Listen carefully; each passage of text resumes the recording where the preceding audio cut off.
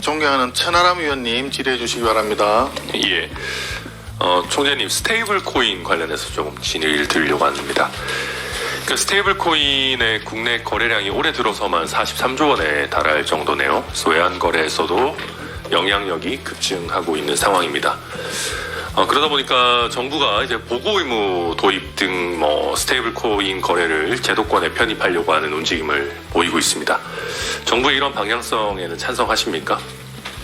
지금 이 외환거래법에도 관련돼 있기 때문에 아직 정부랑 저희가 논의를 한 바는 없습니다만 그 지금 해야 될 것 같고요. 그다음에 현재 상태에서 여러 부작용이 있을 위험은 있습니다. 그래서 고려는 분명히 해야 될 것 같습니다. 예, 지금 기재부도 그렇고 금융위도 그렇고 EU나 일본의 제도를 봐서 이제 트래블 룰이라든지 이런 것들 좀 하려고 하는 것 같습니다.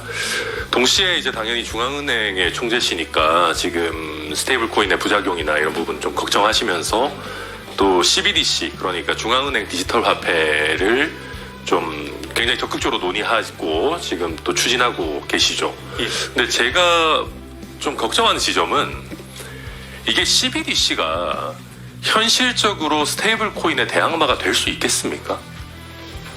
사실 국제적으로 저희가 해외에 나가서 여러 중앙은행과 얘기할 때는 네. 완벽한 대체제는 안 되더라도 중요한 대체제로 만들자는 것이 기본적으로 CBDC를 도입하자고 하는 원인 중에 하나입니다.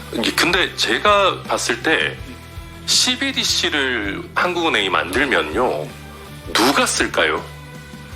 저희가 이제 CBDC는 특히 두 가지가 있습니다. 네, 리테일이 있고 홀세일이 네. 있는데요. 네. 저희들이 지금 추진하는 것은 정부가 리테일을 했을 경우에는 경쟁에서 소비자 수요를 못 맞춰서 될 가능성이 적다고 보고 있어서 저희는 은행을 중심으로 해서 홀세일을 발행하고 은행들의 지금 예금 돌아다니는 걸 저희들은 예금을 토큰화한 거라고 하는데 그것을 통해서 실제로 그 CBDC를 도입하는 그런 방안, 그래서 민간들이 경쟁할 수 있게 만드는 방안을 추진 중입니다. 그러니까 사실 이제 저도 쭉 보니까 그래서 지금 보면 사실 CBDC 관련해 가지고는 그러니까 자유주의적 관점에서 우리가 너무 감시사회화 되는 거 아니냐, 그리고 또 빅브라더가 등장하는 거 아니냐 쉽게 해서 중앙은행이 개인의 어떤 자금 이동 거래를 다 추적할 수 있게 되는 거 아니냐 하는 우려가 실제로 일정 부분 있죠. 예.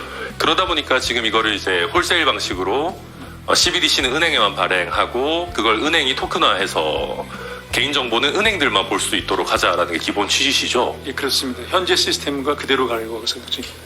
예, 그런데 이제 문제는 그런 어쨌든 새로운 정보가 수집되고 지금 여러 가지 개인정보 유출 사고라든지 이런 것들이 나오는 상황에서 아무리 은행의 토큰 방식이라고 하지만 국민들의 신뢰 장벽을 넘을 수가 있을까요? 그러니까 제가 지금 보다 보니까 캐나다 같은 경우도 지금 CBDC 도입 논의를 했다가 국민들이 거의 80% 이상 반대를 해가지고 지금 CBDC 논의가 사실 없어졌다라고 하는데, 그러니까 제가 걱정하는 지점은 지금 우리나라 같은 경우 사실 리테일에서 쓰기에는 워낙 어떤 지급 체계라든지 이런 건 잘 돼 있다 보니까 사실상 수요가 별로 나오지 않을 거고, 홀세일에서 쓴다고 해도 사실 지금 있는 어떤 지급 거래 시스템, 특히 은행 간의 어떤 국제 자본 이동이 그렇게 불편한 것도 아니고, 또 더 나아가 가지고는 지금 우리가 스테이블 코인도 우리가 제도화 해가지고 어떤 자금에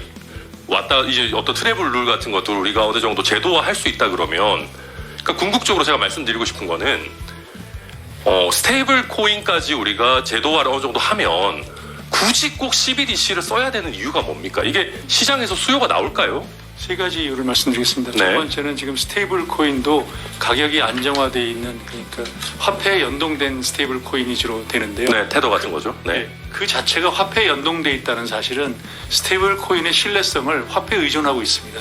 그렇기 때문에 화폐는 중앙은행이나 공적 기관이 보장해주지 않으면 안정하지 않다는 거거든요. 그래서 테더나 스테이블 코인을 달러에 연동한다 하더라도 그것이 관리가 잘못돼서 어떻게 될 수도 있기 때문에 기본적으로는 스테이블 코인이 완전히 화폐를 대응할 수 있다는 것은 저는 기본적으로 틀린 생각이라고 보고요. 화폐는 공신력이 있어야 되기 때문에 그 자체로 CBDC 의미가 있고요.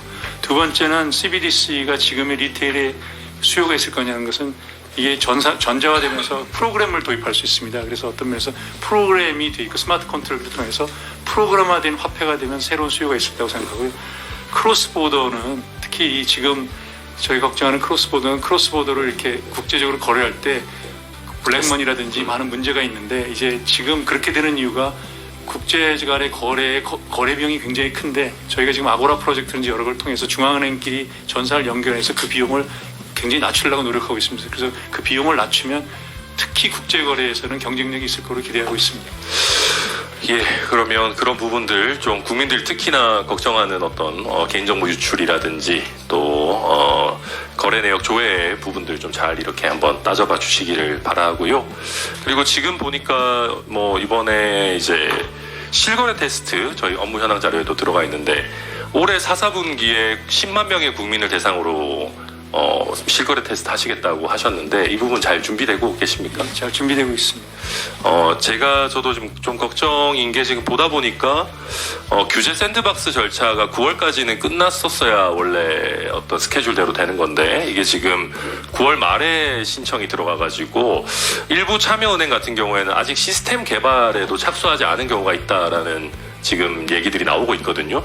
제가 지금 걱정하는 게 이게 테스트라고 하더라도 10만 명의 국민이 또 그 굉장히 민감한 금융 또 결제 정보들이 지금 다뤄지는 거기 때문에 이게 충분히 안전성이 검증되지 않은 상황에서 서둘러서 할 경우에는 오히려 국민들의 우려만 증폭시킬 그럴 수도 있는 것 아니겠습니까? 그래서 저는 오히려 말씀드리고 싶은 것은 이게 총재님께서 4분기에 하겠다라고 하셔서 너무 꼭 서둘러서 하시지만은 마시고 굉장히 중요한 어떤 시스템과 관련된 문제니까 충분히 신뢰도나 안전성 그리고 무엇보다 개인정보 보호 문제 좀 잘 체크하셔가지고 신중하게 좀 접근하셨으면 좋겠다라고 말씀드립니다. 혹시 의견 어떠십니까? 네, 유념하겠습니다. 예, 감사합니다.